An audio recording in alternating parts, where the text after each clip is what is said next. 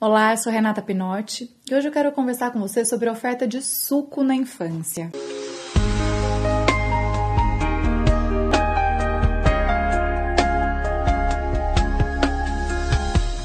Você sabe por que mudou a recomendação?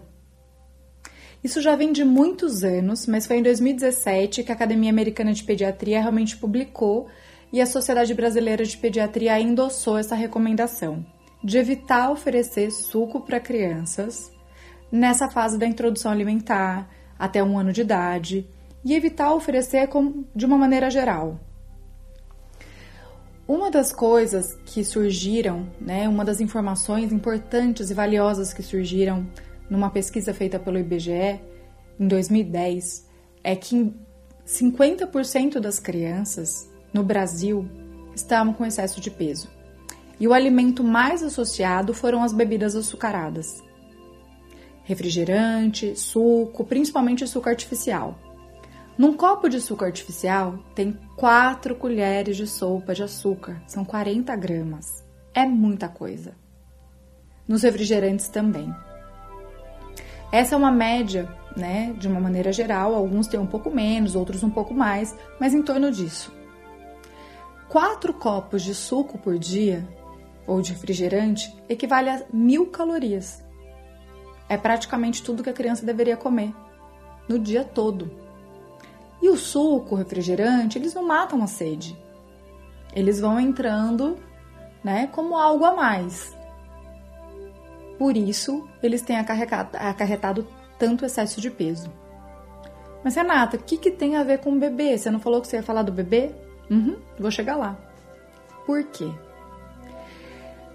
Quando eu ofereço suco para a criança, uma das coisas é que ela não vai beber água. Com 6 meses, começa a introdução de alimentos. Até os 6 meses, o recomendado é que essa criança receba exclusivamente o leite materno. Era comum, antigamente, começar a oferecer suco com 4 meses, mais ou menos. Não tem razão. Não tem motivo para isso ser feito. Por quê? O leite materno ele é completo em carboidrato, proteína, gordura, vitaminas e minerais. Tudo que o bebê precisa tem ali no leite materno. Do ponto de vista nutricional, um suco tem menos do que o leite materno. Um suco de laranja, por exemplo, natural, ele tem as vitaminas da laranja, tem vitamina C, tem o carboidrato que vem da frutose, mas ele não tem proteína, ele não tem gordura, ele não tem ferro, não tem cálcio, não tem outros nutrientes essenciais para esse bebê. Então, quando você troca o leite materno por um suco, você não está dando mais, você está dando menos. Até os 6 meses, a criança não tem um desenvolvimento neuropsicomotor que torna-a apta para comer. Então, se você oferecer qualquer alimento antes dessa idade, teria que ser líquido. Líquido por líquido, o ideal é o leite materno. E não outro líquido, como uma sopa e um suco. O objetivo da introdução de alimentos é a gente começar a oferecer outras texturas para essa criança, para ela conhecer, porque o tato é o primeiro órgão do sentido a se desenvolver. Depois o olfato, só depois a gustação. Então, a criança, o grande desafio nessa fase da introdução alimentar não é o sabor dos alimentos, mas a textura. Mesmo que amassado, uma batata amassada é diferente de um chuchu, que é diferente de uma cenoura, tem outra cor. E quando ela coloca aquilo na língua, na boca, ela vai sentir uma textura diferente. Esse é o desafio. Então, líquido por líquido, o leite materno ele é muito mais completo. Por que isso começou lá atrás? Porque se uma criança, na ausência do leite materno, recebia um leite de vaca, que não é específico para a necessidade de um bebê, e precisa ser diluído, porque imagina que o leite de vaca ele é produzido por um bezerro. Olha o tamanho de um bezerro perto do tamanho de um bebê. Então, a quantidade de proteína que tem nesse leite para o bezerro é muito maior do que o bebê necessita. Então pode sobrecarregar muito o rim do bebê. Por isso que se dilui em água. Só que faltavam outros nutrientes. E aí começaram a oferecer o suco, por exemplo, para aumentar a oferta de vitamina e mineral. Mas numa época onde ainda não tinha recurso e não tinha acesso a as fórmulas infantis, como existe hoje, para serem oferecidas na ausência do leite materno. Então, o que é importante? A gente estimular a amamentação até os 6 meses de forma exclusiva. O bebê não precisa de água, não precisa de chá, não precisa de suco, não precisa de nada. Se algo aconteceu e essa criança realmente não pôde mamar, por que eu falo realmente? Porque a principal causa de desmame é falta de suporte para as mulheres continuarem amamentando. Hoje nós temos muito estímulo e incentivo, mas falta ainda suporte para a mulher conseguir atravessar as dificuldades da amamentação, porque não é fácil.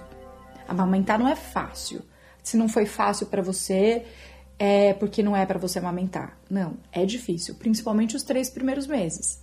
Então falta esse suporte.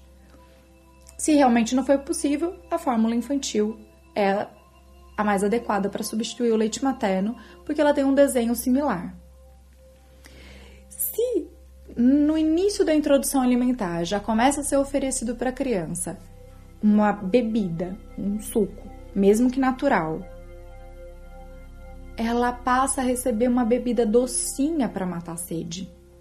Ah, Renata, mas eu não pus açúcar. Mesmo assim, mesmo sem açúcar, o suco é doce. Perto do sabor do leite materno, ele é bem doce. Então, eu já aguço o paladar da criança para açúcar e ela não vai aprender a beber água.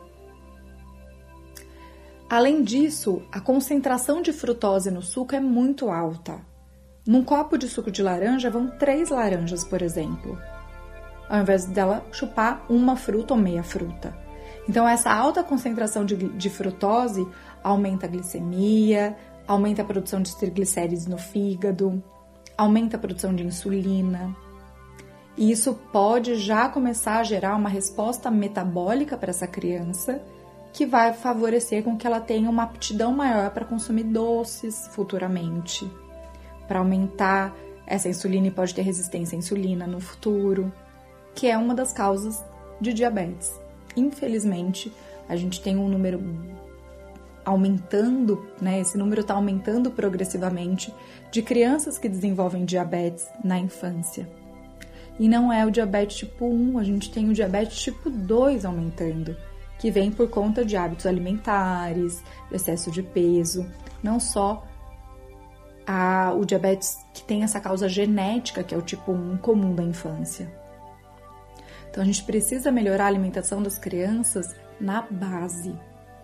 É na introdução alimentar que a gente forma o hábito alimentar da criança, que vai repercutir o hábito alimentar do adulto.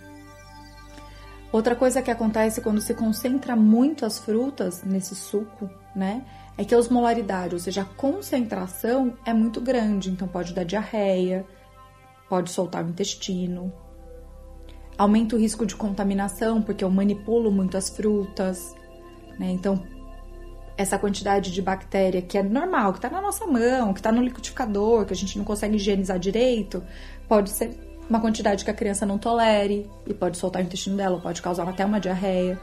Então, são alguns fatores que podem desencadear alguns problemas. E o que é importante? Que a criança conheça uma fruta, que a criança sinta a textura, que a criança veja o que é uma fruta. Muitos adolescentes que eu atendo, eles falam: ai tia, eu até tomo suco, mas eu tenho aflição de morder.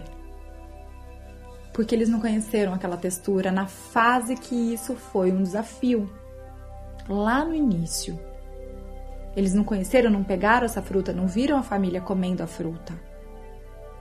Então é importante que a gente não se preocupe apenas com nutriente. O leite materno, ele é completo, ele tem todos os nutrientes. Lógico, depois de 6 meses a gente precisa aumentar a oferta de ferro, mas de uma maneira geral ele é bem mais completo que qualquer alimento, de forma isolada.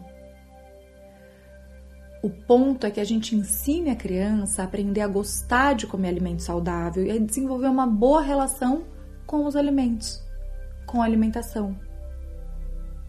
e ter prazer em comer alimento saudável. Esse é o objetivo da introdução alimentar. E se a criança não aprendeu a gostar de água, esse suco, mesmo que natural, é a porta de entrada para o suco artificial e para o refrigerante lá na frente. Porque ela não vai querer beber água para matar a sede quando ela for mais velha também. Depois que se estabelece um hábito, mudá-lo é muito mais difícil. Então, tirar isso da criança depois, introduzir a água, vai ficando cada vez mais difícil.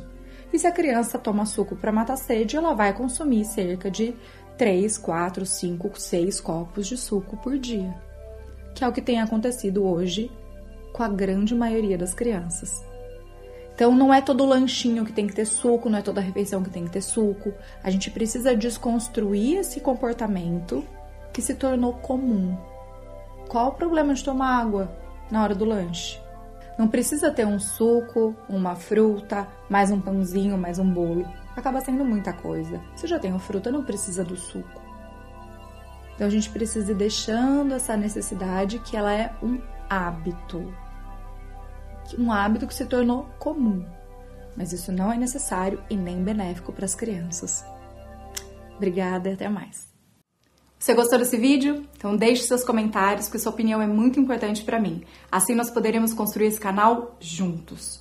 Se você quiser receber notificações sobre os próximos vídeos que vão chegar no canal, inscreva-se e clique no sininho. Um grande beijo e até mais!